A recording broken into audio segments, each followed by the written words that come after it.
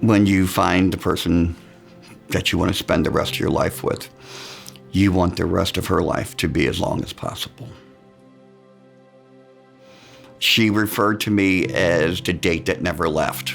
Our meeting was just pure romance from the get-go. Everybody has strengths and weaknesses, and I feel like there's just really balanced out. And, I think that they made each other better people as together.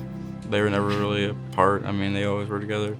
Always had to do things together. It's go shopping together, go watch some movie together or something. Never really separated. When Jill was first diagnosed, it was like getting a gut punch. They found out she had adenocarcinoma, and it was stage 4. I was numb.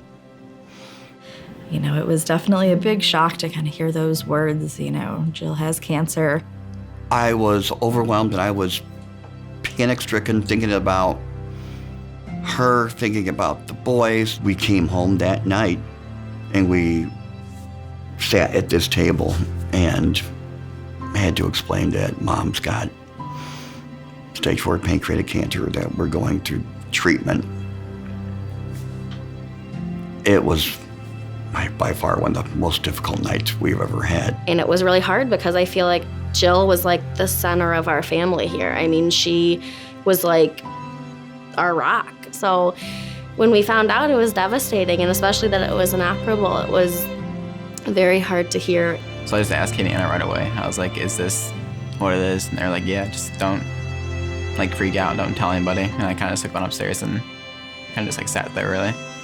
The oncologist came in and talked to us and said that, your wife is very sick and there's nothing more we can really do. So I said, as hard as it may be, the boys and I will eventually be fine. But I don't want you to keep hanging on just because you want to do these things, which I respect and admire, but I think that's the most difficult conversation that you can have with your best friend. And then I'm holding her hand next to me, and at 2:30 that morning, she passed away holding my hand. I loved her. I'm proud that she fought for so long. We really just miss her, and she was like one of the best people ever. I mean, it's very hard without her, but we loved the time we had with her.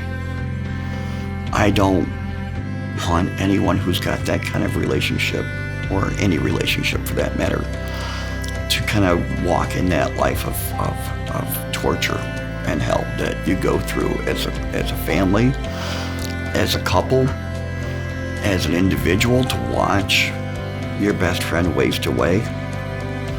I know that there's a cure out there. We just have to find the right key to open the cure. But if we don't keep trying and we don't keep funding, we're never going to know.